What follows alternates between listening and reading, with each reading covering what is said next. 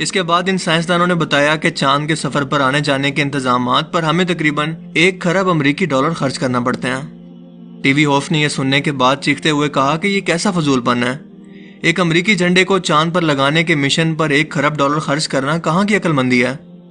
ان سائنسدانوں نے جواب دیا کہ نہیں، ہم چاند پر اتنا پیسہ لگا کر اس پر کھوج اس لیے نہیں کر رہے کہ ہم ایک روز وہاں پر جا کر اس کی سرزمین پر اپنا جھنڈا گاڑ سکیں، بلکہ در حقیقت ہمارا مقصد تو چاند کی بناوٹ کا جائزہ لینا تھا۔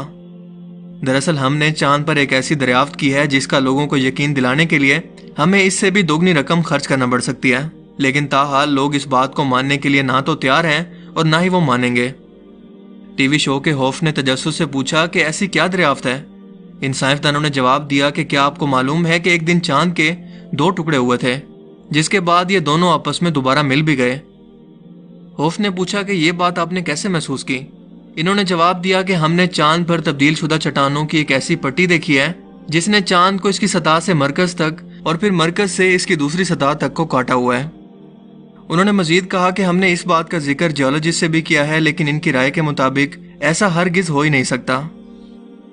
اس برطانوی نو مسلم نوجوان نے بتایا کہ جب میں نے یہ گفتگو سنی تو اپنی کرسی سے بے اختیار اچھل پڑا اور بے ساختہ میرے منہ سے نکلا کہ اللہ تعالیٰ نے امریکیوں کو اس کام کے لیے تیار کیا کہ وہ خربوں ڈالر لگا کر مسلمانوں کے نبی کے اس معجزے کو ثابت کریں، وہ معجزہ جس کا ظہور آج سے 1400 سال قبل مسلمانوں کے پیغمبر کے ہاتھوں ہوا۔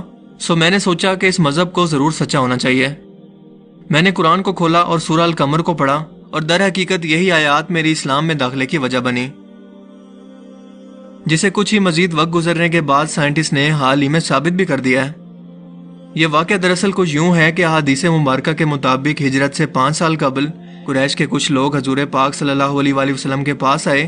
انہوں نے کہا کہ اگر آپ واقعی اللہ کے سچے نبی ہیں تو ہمیں کوئی معجزہ دکھائیں۔ حضور پاک صلی اللہ علیہ وآلہ وسلم نے ان سے پوچھا کہ آپ لوگ کیا چاہتے ہیں؟ ان لوگوں نے کہا کہ کیوں نہ محمد سے کوئی ایسا کام کروایا جائے جو ناممکن ہو، لہٰذا کہنے لگے کہ اس چاند کے 2 ٹکڑے کر دو۔ نبی پاک صلی اللہ علیہ وآلہ وسلم نے فرمایا کہ اگر ایسا تمہاری نظروں کے سامنے ہو جائے تو کیا تم ایمان لے آؤ گے؟ وہ کہنے لگے کہ ہاں بے شک ہم ایمان لے آئیں گے۔ چنانچہ حضور پاک صلی اللہ علیہ وآلہ وسلم نے اللہ تعالیٰ سے دعا مانگی اور چاند کی طرف انگلی سے اشارہ کیا اور اسی وقت چاند کے پھٹ کر 2 ٹکڑے ہو گئے، حتیٰ کہ لوگوں نے ہیرا پہاڑ کو اس کے درمیان دیکھا اور اس کا ایک ٹکڑا جبل ابو قتیس پہاڑ اور ایک ٹکڑا جبل کی کان کے اوپر موجود تھا۔ ابن مسعود رضی اللہ تعالیٰ عنہ فرماتے ہیں کہ سب لوگوں نے اسے بخوبی دیکھا، جو کہ عصر اور مغرب کے وقت تک موجود رہا۔ لوگ اسے حیرت سے دیکھتے رہے۔ اس کے بعد آپ صلی اللہ علیہ وآلہ وسلم نے ان لوگوں کو فرمایا تھا کہ دیکھو، یاد رکھنا اور گواہ رہنا۔